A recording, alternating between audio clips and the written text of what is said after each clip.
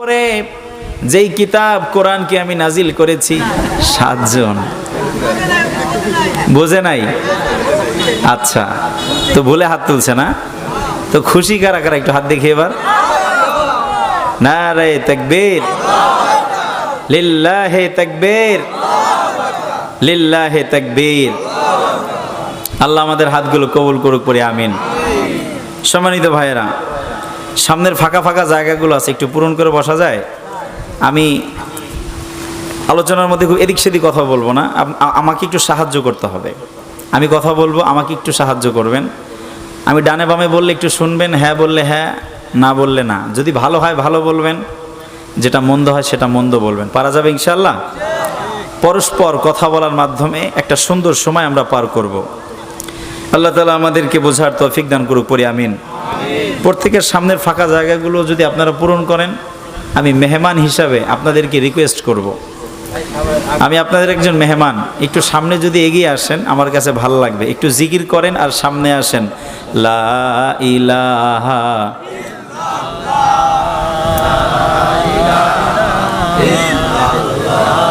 লা ইলাহা লা ইলাহা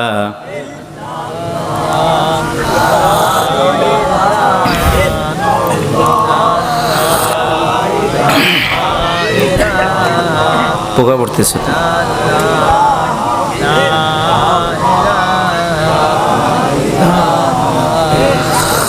কার? সব জায়গায় এভাবে প্রশংসা করব কার? খাওয়ার সময়, ঘুমানোর সময়, মাহফিলে আসার সময়, মাহফিল থেকে যাওয়ার সময়, ওজনে কম দেওয়ার সময়। আল্লাহ আল্লাযীনা ইযা ইক্তালু আলান নাসি ইস্তাওফুন। আল্লাহ তাআলা বলেন ওয়াইলুন লিল মুতাফফিফিন আল্লাযীনা ইযা ইক্তালু আলান নাসি ইস্তাওফুন ওয়া ইযা কালুহুম আও ওয়াজানুহুম ইউখসিরুন। পাশেই বোধহয় বাজার, হুজুর নাকি? বাজার। ব্যবসায়ীরা আছেন এখানে? ব্যবসায়ীরা, ব্যবসার মধ্যে বরকতের 90% আল্লাহ তাআলা ব্যবসার মধ্যে ঢুকিয়ে দিছে। সুবহানাল্লাহ। আস-সাদুকুত তাজিরুল আমিন মা'আন নাবিয়্যিন ওয়াস সিদ্দিকিন ওয়াশ শুহাদা। সুবহানাল্লাহ পড়বেন না? সত্যবাদী ব্যবসায়ী, সাদিক ব্যবসায়ী, আমানতদার ব্যবসায়ী, এদের জান্নাতটা যেন তেন মানুষের সাথে হবে না। এদের জান্নাত, এদের হাসর হবে শহীদ, সিদ্দিক, শুহাদাদের সাথে। সুবহানাল্লাহ পড়েন। তবে ব্যবসাটা হতে হবে হালাল নাকি হারাম। তো যেগুলো ভেজাল দিতেছে খাবারে, এদের কি অবস্থা হবে? 100 টাকার মাল মিথ্যা কসম কেটে বলে আল্লাহর কসম, আল্লাহর কসম করে কয় হুজুর এটা আপনার জন্যই 110 টাকায় কিনছি, যান আপনি আর 5 টাকা কম দেন। কসম কেটে কেটে মাল বিক্রি করে, এরকম ব্যবসায়ী আছে না নাই? এটা মুনাফিকের স্বভাব। কথায় কথায় কসম করে, মিথ্যা কথা বলে মাল বিক্রি করে, ওজনে কম দেয়। জোরে বলেন ঠিক কিনা? খাদ্যে ভেজাল দেয়, ওজনে কম দেয়। এরা আমার বিশ্বনবীর উম্মত হতে পারে? মদিনার বাজারে বিশ্বনবী গেলেন, বাজার ভিজিট করতেছে।